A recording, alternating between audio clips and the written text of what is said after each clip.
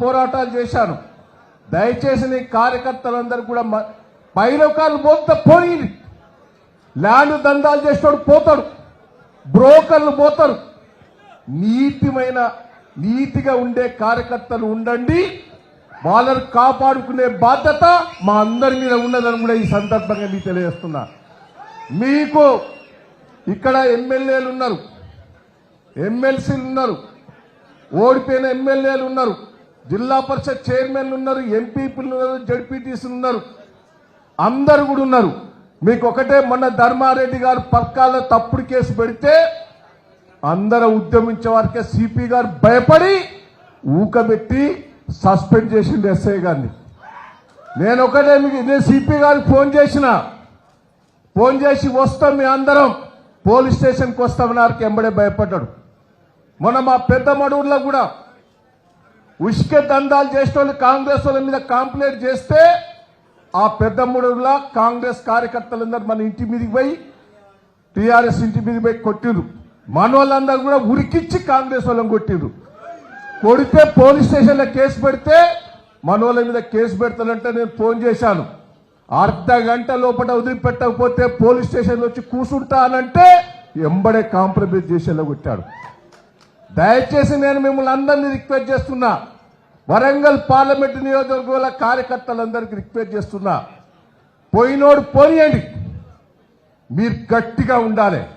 ఏదో చల్లబడ్డట్టు, ఏదో వారికి భయపడ్డట్టు ఉండొద్దు. లేచి ఎక్కడనే ఉండాలి బిడ్డ. నిన్న కేసీఆర్ గారు దేవురుప్ల కొత్త ఎట్లయితే హుర్రూతలు ఊపారో ఆ ఊపు జరగాలి.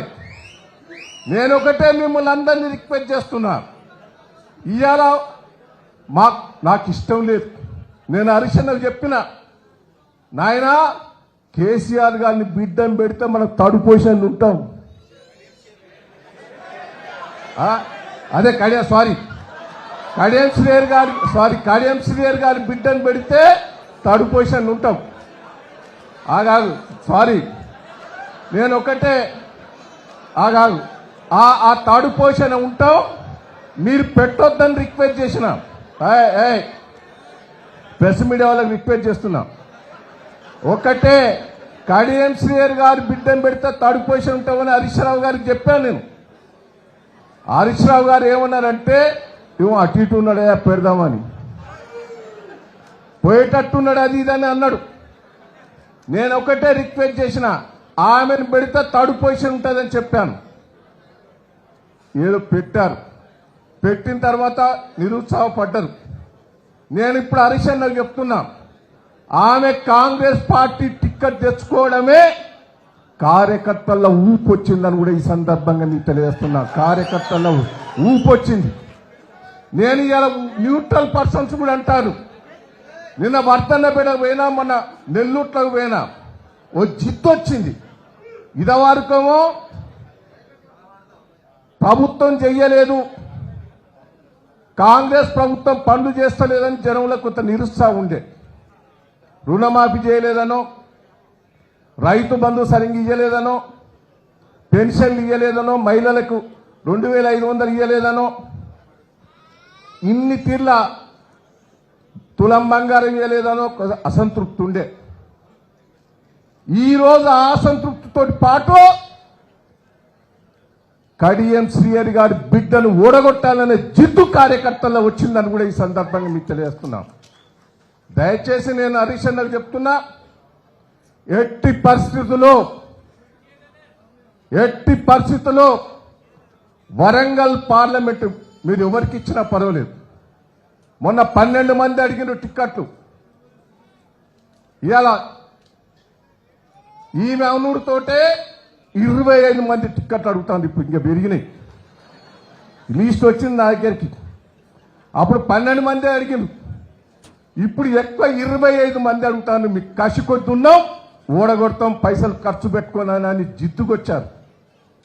దయచేసి మీరు ఎవరినైనా పెట్టుకోండి, సర్వే చేయించండి, సర్వే చేయించి మీ ఇష్టం ఉన్న క్యాండిడేట్ పెట్టండి.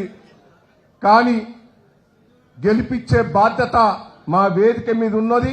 ఈడున్న కార్యకర్తలందరం కూడా బాధ్యత తీసుకుంటామని కూడా ఈ సందర్భంగా తెలియజేస్తూ ఈ అవకాశం ఇచ్చి కార్యక్రమంలో పాల్గొన్న మీ అందరికి కూడా పేరు పేరున కృతజ్ఞతలు, ధన్యవాదాలు.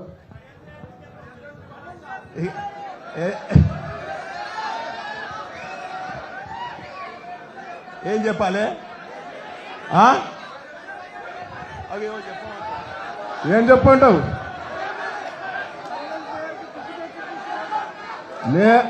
అమ్మా నేను ఇయ్యలే, నేను కడియం శ్రీహరిక అప్పుడు ఎమ్మెల్యే టికెట్ ఇప్పించింది నేనే. ఇంకోటి కూడా చెప్తున్నా, నేను ఎన్టీ రామారావు గారు కడియం శ్రీహరికి ఎమ్మెల్యే టికెట్ ఇస్తుడు ఇష్టం లేదు. వాస్తవంగా నేనే బతలాడి ఎన్టీ రామారావు గారికి టికెట్ ఇప్పించింది నేనే.